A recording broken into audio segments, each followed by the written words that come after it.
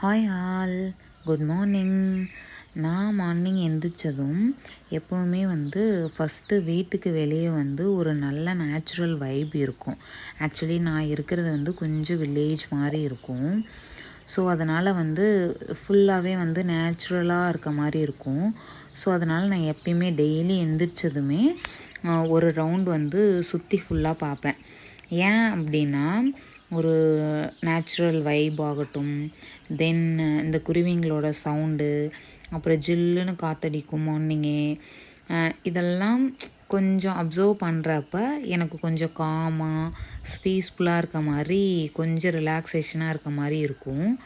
ஏன்னா எஸ்டர்டே பார்த்திங்கன்னா நமக்கு நிறையா டென்ஷன் இருக்கும், ஒர்க் லோடு இருக்கும், ப்ரெஷர் இருக்கும். ஸோ அந்த டே அப்படியே போயிருக்கும். மார்னிங் எந்திரிக்கும் போது நெக்ஸ்ட் டேவை பற்றி நம்ம ஃப்ரெஷ்ஷாக ஸ்டார்ட் பண்ணுற மாதிரி இருக்கும்.